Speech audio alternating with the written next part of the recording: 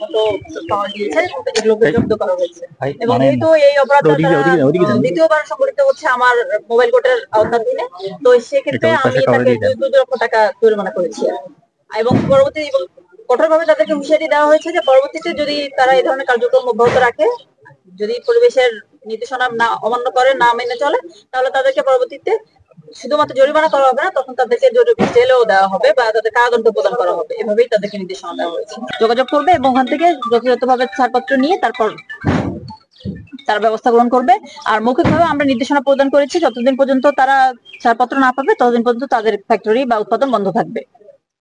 আর একটা একটা ইয়ে পেয়েছি, সামনে যেটা দেখেছি, একদম সামনে যেটা পেয়েছি আমরা, ওটাতে এখন পর্যন্ত আমরা কোনো ডিসক্রিপেন্সি পাইনি। মানে যেগুলো তারা নিয়ে আসতেছে আমরা দেখতে পাচ্ছি র ম্যাটেরিয়াল গুলো আসলে পলিথিন তো উৎপাদন বন্ধ না, পলিথিন গ্রসলি এইভাবে তো বললে হবে না যে ট্রান্সপারেন্ট পলিথিন, বাট তাদের যে র মেটেরিয়াল গুলো আছে এগুলো দিয়ে তো তারা যে অনুমোদনটা তারা পেয়েছে, তারা সেটাও এই র মেটেরিয়াল দিয়ে ব্যবহার করেই তারা উৎপাদন করবে। তো র মেটেরিয়াল তো প্রয়োজন হবেই, র মেটেরিয়াল এটাই দিয়ে তারা যেটার অনুমোদন আছে তাদের, সেটা তারা উৎপাদন করবে। কিন্তু তারা হয়তো হতে পারে যে যেটা তারা অনুমোদন নিয়েছে সেটার বাজারে চাহিদা কম, অথবা সেটা উৎপাদন কস্ট বেশি, এই কারণে তারা ওটাতে না গিয়ে ওরা ওই ট্রান্সপারেন্ট পলিগুলো উৎপাদন করছে।